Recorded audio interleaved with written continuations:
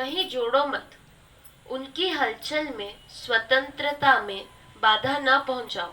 ये काम करो, उनकी स्वतंत्रता में बाधा मत पहुंचाओ, से लड़ाई झगड़ा मत करो, उनको बहने दो। वो बहता है, मन जाता है तो जाने दो, तुम केवल उसे देखते रहो। कहाँ जा रहा है तुम देखते रहो, क्यों जा रहा है ये प्रश्न मत करो, बस तुम देखते रहो। वो देखते देखते शांत हो जाएगा। छोटे बच्चे पर अगर बाप दृष्टि डाल दे, लगातार देखने लगे, तो वो बच्चा चुपचाप वहीं शांत हो जाता है। उनके साक्षी हो जाओ। साक्षी होना ही तरंगों को शांत करना है। क्या करना है? साक्षी होने से ही हम वृत्तियों को, मन को शांत कर सकते हैं। रोकने की नहीं, बल्कि उन्हें देखने की कला सीखो। क्या करना है हमको? कौन सी कला सीखना है? मन को वश में करने के, मन को नष्ट करने को, मन को शांत करने का मत विचारो, बल्कि देखने की आदत डालो। तुम अपने स्वभाव से मत गिरो। जब मन अपना स्वभाव नहीं छोड़ रहा है, तो तुम अपने स्वभाव को क्यों छोड़ते हो? लज्जा की बात है। इतने बड़े होकर और अपने पद से गिर रहे हो। वो जब अपनी हरकत नहीं छोड़ रहा है, अपने स्वभाव को, चंचल होना उसका स्वभाव है, जब वो आज तक नहीं छोड़ पाया, नहीं छोड़ रहा है, तुम अपने दृष्टा भाव को, साक्षी भाव को क्यों छोड़ कर रहे हो? तुम्हें अपने स्वभाव में रहना चाहिए। ये लज्जा की बात है, शर्म की बात है कि वो तुम्हारा नौकर या तुम्हारा दृश्य मन अपनी, जब आज तक उसने चंचलता को छोड़ा नहीं, वो अपने स्वभाव में बरत रहा है। इंद्रियाणि इंद्रियार्थेषु वर्तन्ते। तुम ये सोचो कि मैं तो उसका दृष्टा, साक्षी आत्मा हूँ। ज्ञानी लोग ऐसा ही विचारते हैं। जो तत्वनिष्ठ ज्ञानी हैं, क्या विचारते हैं? नेव किंचित करोमिति, मैं कुछ भी नहीं करता, ऐसी वो मन में निश्चय करते हैं। नेव किंचित करोमिति युक्तो मन्यते तत्ववित्। तत्व नाम आत्मा का, विद कहते हैं जानने वाले को। जिसने अपने को आत्मा रूप से जान लिया, वो क्या निश्चय करता है कि मैं करता हूँ कि मैं साक्षी हूँ? मैं साक्षी हूँ, मैं करता ही नहीं हूँ, ऐसा वो अपने मन में निश्चय करता है। रोकते रोकते तो युग बीत गए। तो इस मन को हम आज से रोकने की चेष्टा कर रहे हैं अनंत जन्मों से, और ये रुका नहीं। तो अब हमारे मन की बात मान लो। मन की बात मानते मानते तो जुग बीत गए, वो रुका नहीं, तुम्हारी बात मानी नहीं। अब इस जन्म में हमारी बात मान लो कि मन को ही छोड़ दो। जाता है तो जा साला, जाता तो जा जा। जैसे दुष्ट बेटे को बाप कहता निकल जा घर से, निकल जा घर से, इस घर में कदम मत रखना, तो अपनी तो बिल्ली की तरह चुपचाप होके बैठ जाएगा। रोकते रोकते तो युग बीत गए। रोकना तुम्हारे हाथ में होता तो आज तक रोक लेते, पर रोक न सके। मुझ में करुणा या क्रोध कोई भी तरंग उठे तो मेरी कोई हानि नहीं कि प्रगति नहीं। तो मेरे स्वरूप में कोई भी प्रकार की वृत्तियां उड़ जाए, उससे मेरी कोई हानि नहीं है। मुझे कोई क्रोधी दुर्वासा कहे कि प्रेमी कृष्ण कहे, कोई सन्यासी कहे कि ब्रह्मचारी कहे, मेरे साक्षी स्वरूप में किसी प्रकार का अंतर नहीं पड़ता। तो ये लोग क्या कहेंगे, लोग क्या कहेंगे, मैं ऐसा करूंगा तो नहीं करूंगा तो, अरे भाड़ में जाए लोग और लोक। हाँ, तुम उसकी चिंता ही मत करो। निंदा करता है तो करने दो, प्रशंसा करता है तो करने दो, तुम्हें नीच कहता है तो कहने दो, तुम्हें उत्तम पवित्र कहता है तो कहने दो। तुम अपने जीवन को उनके हाथ में क्यों दे देते हो? तुमने अपने जीवन को बिजली का स्विच बोर्ड बना रखा है। कोई भी घर में आता है, कोई बटन दबा देता है और तुम वैसे ही हो जाते हो, कामी क्रोधी लोभी मोही। कोई ने जो कह दिया तुमने मान लिया। तुम्हारे बारे में वो ऐसा कह रहा था, मेरे बारे में बस मैं देख लूंगा उसको। तो इस तरह से क्रोध में आ जाते हो। प्रेम की बात हो गई तो तुम फूले नहीं समाते हो। तो इसको वश में करने की बात को भूल जाओ। तुम तो देश दृष्टा साक्षी मात्र हो।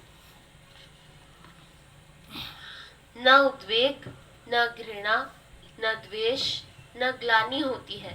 किसको? ज्ञानी को। किस ज्ञानी को? जिसने अपने को एक अखंड आत्मा सत्ता को स्वीकार किया है। फिर उसको किसी से न घृणा होती है, न द्वेष होता है, न मोह होता है, न ईर्ष्या होती है। मेरे स्वरूप में इस मन रूपी पवन के द्वारा यह जीवन रूपी नौका चाहे जिधर बहे, चाहे जो माल को भर कर बहे, मुझ अपरिवर्तनशील अचल स्वरूप आत्मा में कोई परिवर्तन नहीं होता। तो मन कोई भी विचार में बहता रहे, लेकिन अब मेरे को कोई भी इसका भय नहीं कि मेरे में ये कोई परिवर्तन नहीं कर सकता। ये मन रूपी जो है नौका इस जीवन के सागर में चले बहे, मेरी कोई हानि नहीं। क्रोध को हटाने से शांति प्रकट नहीं होती है, बल्कि अशांति ही बढ़ती है। पर क्रोध को देखो तो मन शांत हो जाएगा। तो क्रोध को हटाने से तो क्रोध घटेगा नहीं, बढ़ेगा। पर अगर तुम क्रोध के साक्षी बन जाओगे तो क्रोध धीरे धीरे शांत हो जाएगा। क्योंकि तुम क्रोध से अलग हो गए। तुम्हारी सत्ता ही जब नहीं मिलेगी तो मुर्दा हो गया। तुम सत्ता देते हो इस क्रोध को तो वो ज्यादा उछलता कूदता है, और अगर तुम क्रोध को अपनी सत्ता न दो तो वो शांत या मुर्दा हो जाता है। ऊपर से क्रोध को दबा भी लो तो भीतर मलबा पड़ा रहेगा, सड़ता रहेगा, जहर की तरह कैंसर बन फैलता रहेगा। कभी ना कभी भयंकर रूप ले वह फूट ही निकलेगा।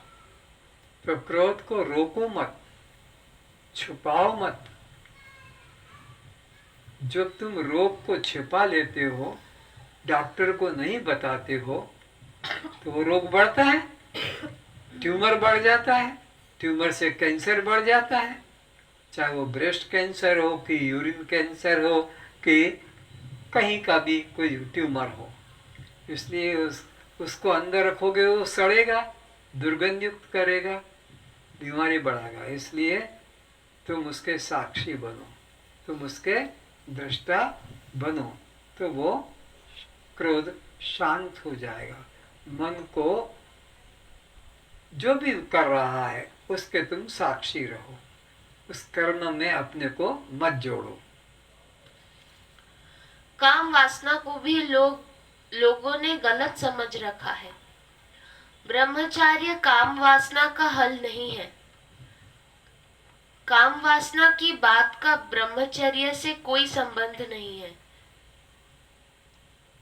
काम वासना को रोक कर, संभाल संभाल कर, नाप तोल कर खर्च करने से कोई ब्रह्मचर्य की उपलब्धि नहीं कर सकेगा।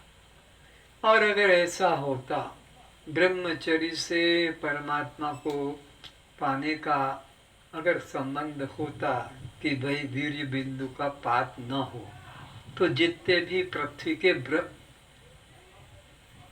हिजड़े लोग हैं, इनको सबको परमात्मा की प्राप्ति सरलता से बिना साधन से हो जाती।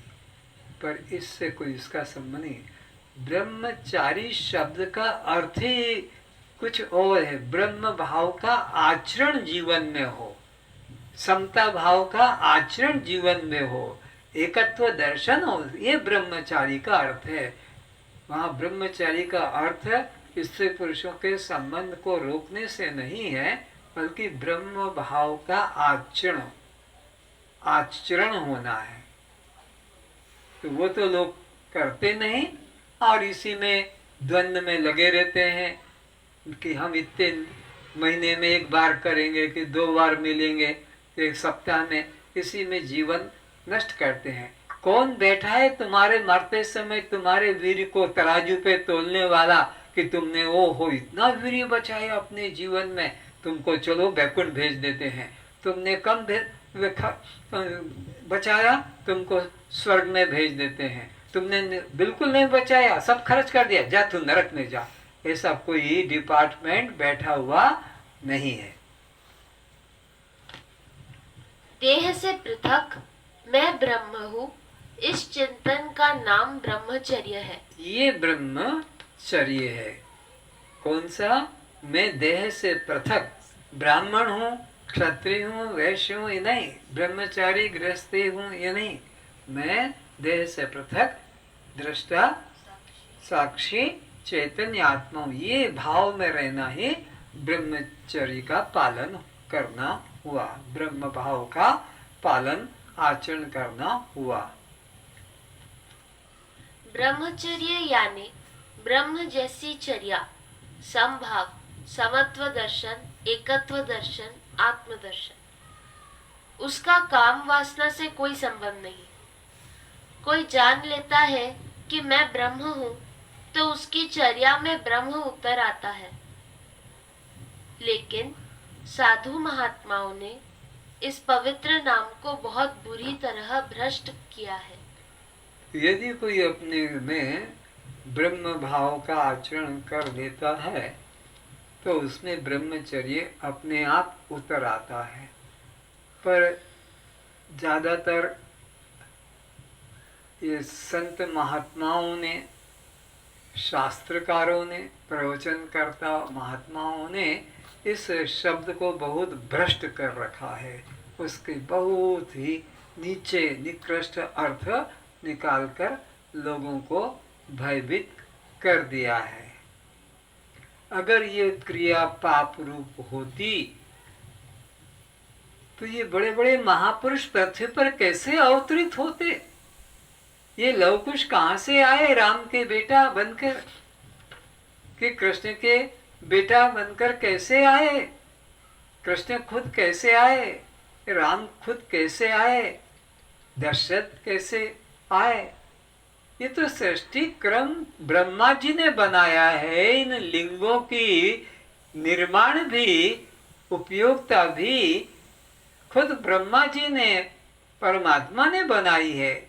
किसी मनुष्य ने नहीं कहा कि मेरे को लिंग बनाओ, वो बाहर हो, और स्त्री को लिंग बने वो अंदर की तरफ हो। ये भीतर बाहर का निर्माण का उपयोग क्या? अगर मूत्र त्याग करने का ही महत्व होता तो नाक की छेद की तरह नाभि की जगह या वो नीचे की जगह छिद्र कर देते। लेकिन पुरुष का लिंग को इतना बाहर निकाल कर रखा और स्त्री के लिंग को अंदर रखा, क्योंकि गर्भाधान करने के लिए ये प्रक्रिया बनाई। नहीं तो क्या जरूरत थी नहीं लिंगों के निर्माण की और आकारों में इतना करने की। तो यह ब्रह्मचर्य का अर्थ ब्रह्म भाव का आचरण करना है, न कि स्त्री पुरुषों के संबंध को रोकने से है। यह कहकर कि ब्रह्मचर्य यानी स्त्री पुरुष का संभोग संबंध से विरोध, ब्रह्मचर्य में कहीं काम वासना की बात ही नहीं है। ज्ञान पाकर गृहस्थ संतान उत्पत्ति कर भी ब्रह्मचारी हो सकते हैं। तो ज्ञान पाकर भी, संतान उत्पत्ति करके भी ब्रह्मचर्य में रहा जाता है, जाते हैं। ब्रह्म भाव का आचरण करना है। समोहम सर्वभूतेषु, सब भूतों में परमात्मा को समान देखना। पंडित समदर्शिना, वही पंडित है, वही ब्रह्मचारी है, वही ब्राह्मण है। कौन? जो सब में एक समता को, एक चेतन को, एक ब्रह्म को देखता है। ब्रह्म जैसी चर्या तभी होगी जब तुम में ब्रह्म भाव, समता भाव, प्रेम भाव उतरा होगा। फिर विद्या युक्त जो व्यक्ति ब्राह्मण होता है, विद्या विनय युक्त ब्राह्मणे गवि हस्तिनी सुनीचे सुपाके च पंडित समदर्शिना। कहते हैं कि जिसने एक ब्रह्म तत्व का अनुभव कर लिया, फिर वो चांडाल में या ब्राह्मण में, कुत्ते में या गाय में, हाथी में या गधे में, एक तत्व को देखता है। और जिसने एक तत्व को देख लिया उसने जीते जी मुक्ति पा ली, क्योंकि ब्रह्म भी उसी भाव में है, एकत्व भाव में, सब में एकता, कि मैं सब में हूँ, सब मुझ में है, सब ब्रह्म का लक्षण है।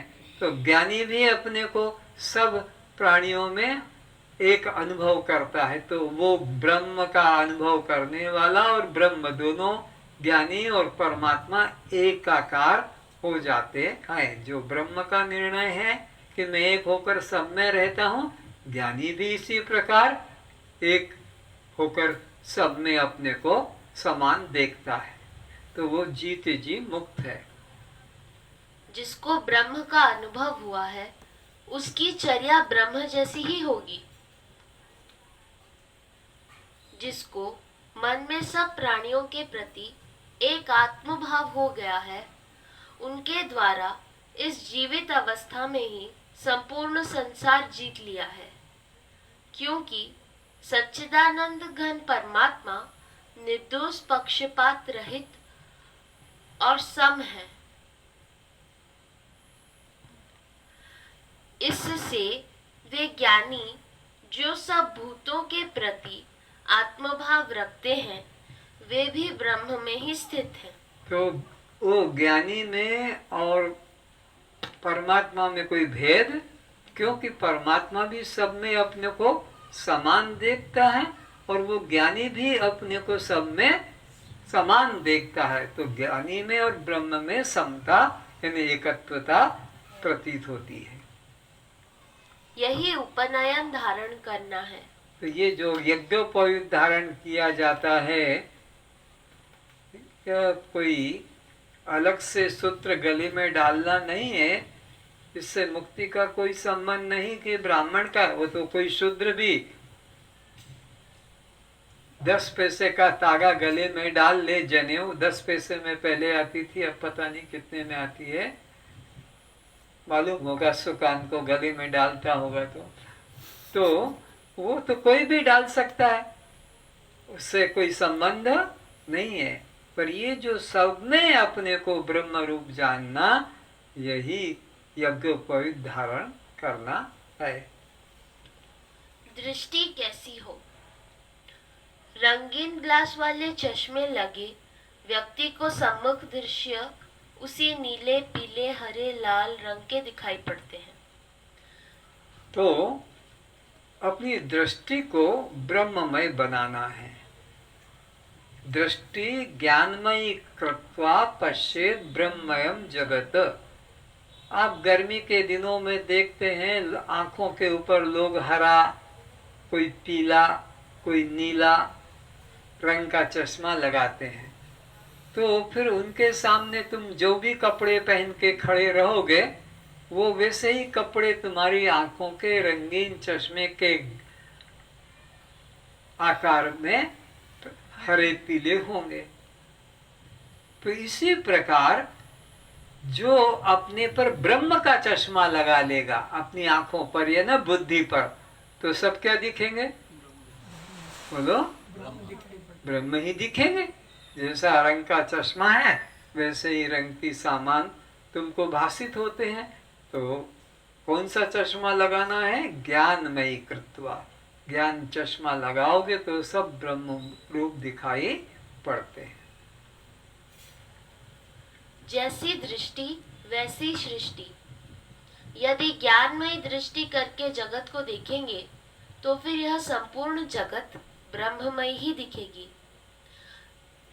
अगर तुमको अपना देह दृष्टि होगा तो सबको तुम चमार ही देखोगे, क्योंकि तुम देह दृष्टि वाले खुद चमार, तो तुम सबको चमार जानोगे। यानी अपने को देह मानोगे तो सबको देह मानोगे, और अपने को तुमने आत्मा या दृष्टा ब्रह्म जाना तो अब तुम्हारी दृष्टि में सब चैतन दृष्टा ही रहेगा।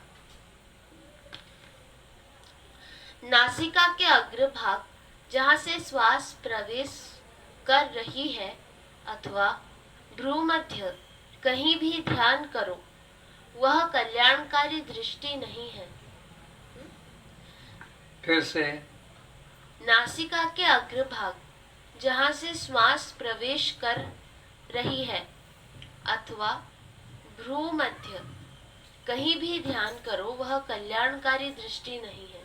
जो भी ध्यान की विधि बताते हैं तो ज्यादातर तो भ्रू मध्य में बताते हैं, कोई बाएं तरफ हृदय में बताते हैं, कोई कहते हैं नाभि पे ध्यान करो, कोई कहता है मूलाधार पे ध्यान करो। इस प्रकार से कोई कुंडलिनी का, कोई अंकनाल का, कोई बंकनाल का, कोई ब्रह्मरंध्र का, अलग अलग, लेकिन ये वास्तविक दृष्टि नहीं है। ध्यान की ये वास्तविक दृष्टि नहीं है। ध्यान की वास्तविक दृष्टि क्या है? ब्रह्ममयम जगत, सारे जगत को बस एकमात्र ब्रह्म रूप देखना ही ये असली ध्यान है। वहाँ त्राटक करने से अनेक प्रकार के रस गंध की सिद्धियां मिलती है। वहाँ समय नष्ट न करो। नासाग्रवलोकिनी दृष्टि परम उदारा दृष्टि नहीं है। तो नासिका के अग्रभाग पर दृष्टि लगाना, ध्यान करना, ये पारमार्थिक दृष्टि नहीं है। इससे क्या होगा? अलग अलग जगह पर ध्यान करने से तुम्हें अलग अलग प्रकार की सिद्धियां प्राप्त होगी। कान पर तुमने दृष्टि लगाई तो तुम्हें दूर देश की बात सुनाई पड़ेगी बिना मोबाइल के। आंख पर दृष्टि कर ली, तुमने अगर अपनी दृष्टि जमाई तो तुम्हें दूर दूर की जगह की बातें दिखाई पड़ेगी। इस प्रकार अलग अलग स्थान पर ध्यान करने से अलग अलग सिद्धियां प्राप्त होती, पर ये सब बंधन कारक है। भगवान कृष्ण ने भी अर्जुन को कहा, उद्धव को कहा भागवत के 11 स्कंद के अंदर कि देखो उद्धव, सिद्धि वाले से दूर रहना, सिद्धि पाने की कभी इच्छा भी मत करना, ये सिद्धि वालों को पतन के मार्ग पर डालने वाली है। सिद्धियां भी नष्ट होगी और सिद्धि करने वाला भी वह दुर्गति को पाता है। तो ये वास्तविक दृष्टि नहीं है अलग अलग जगह पर केंद्रों पर ध्यान करना, बल्कि सब में एक परमात्मा देखना ही यथार्थ दृष्टि है।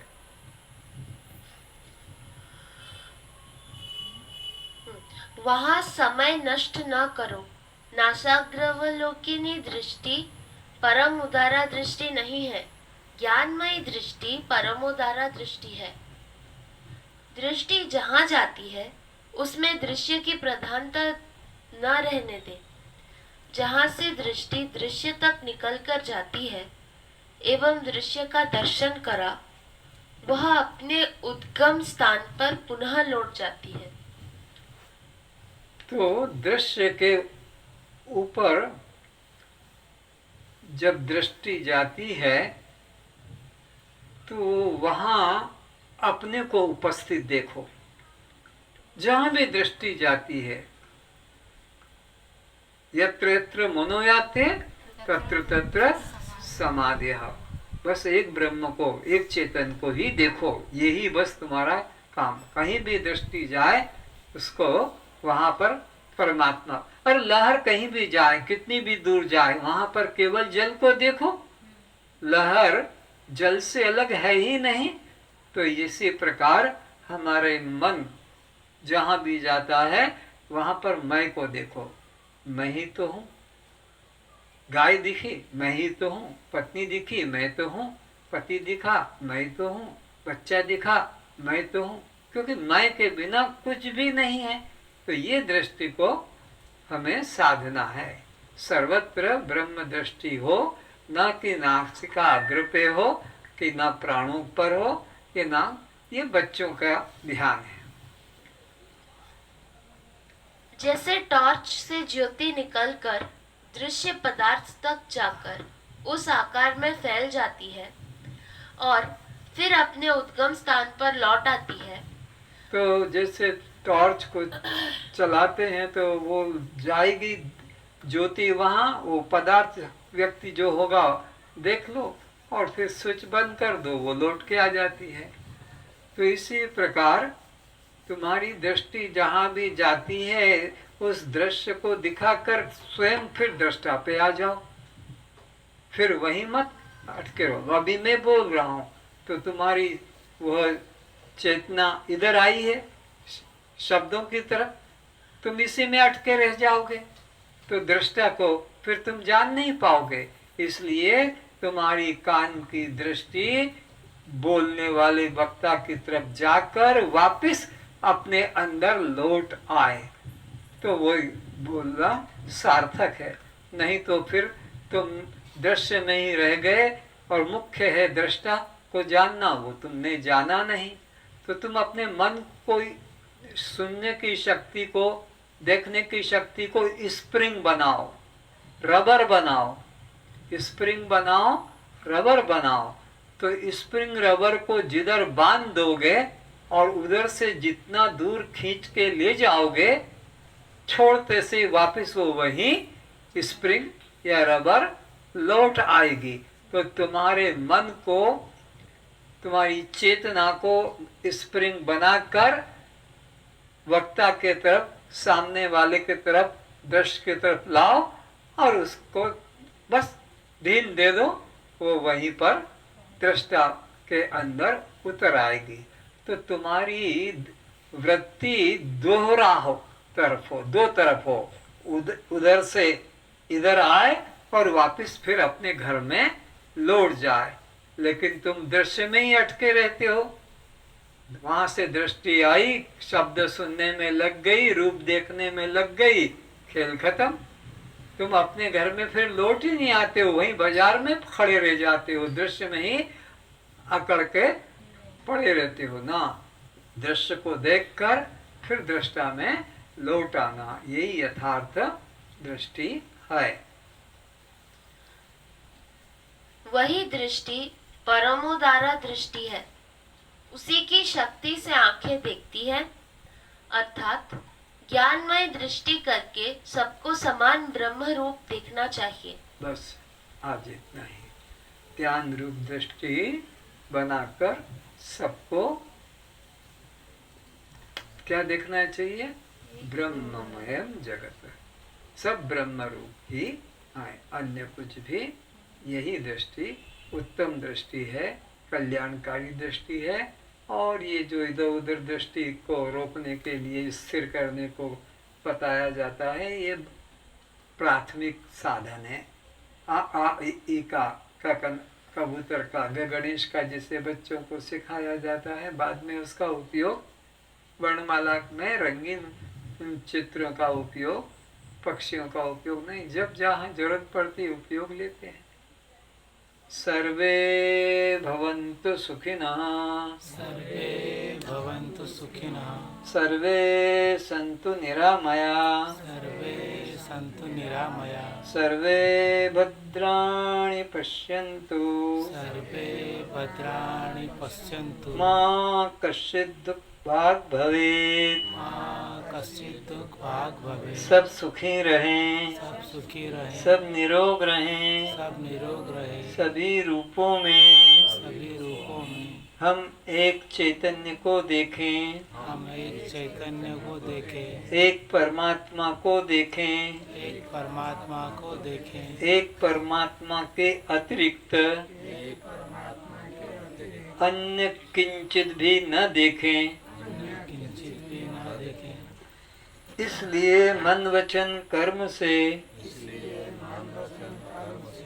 किसी भी जीव को कष्ट न पहुँचाएं, किसी भी जीव को कष्ट न पहुँचाए, अगर हमारे व्यवहार से, अगर हमारे व्यवहार से, हमारे वाणी से, हमारे वाणी से, हमारे क्रोध से हमारे क्रोध से किसी के मन में दुख हुआ है, किसी के मन में दुख हुआ है, किसी के अश्रु बहाए हैं, किसी के अश्रु बहाए हैं, हम उसके चरणों में सर झुकाकर प्रार्थना करें, हम उसके चरणों में सर, वह हमारे क्रोध को क्षमा करे, वो हमारे क्रोध को क्षमा करे, हम आगे क्रोध नहीं करेंगे। हम आगे क्रोध नहीं करेंगे। ऐसी शुद्ध मन से प्रतिज्ञा करें, इसे शुद्ध मन से प्रतिज्ञा करें, उसे ब्रह्म रूप जाने, उसे ब्रह्म रूप जाने, अन्य शारीरिक संबंध में न जाने, अन्य शारीरिक संबंध में ना जाने।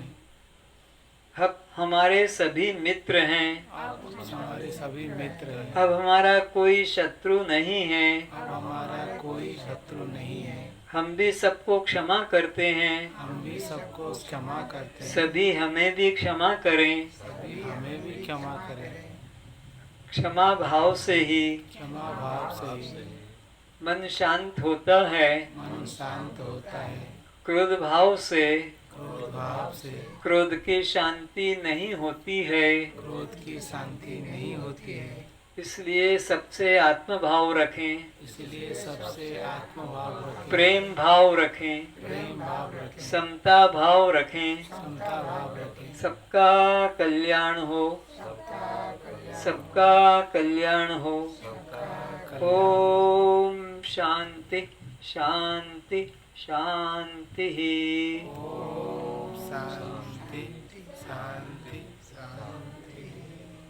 आप लोगों ने ध्यान से आज का विषय सुना और मैं इसके लिए बहुत आभारी हूँ।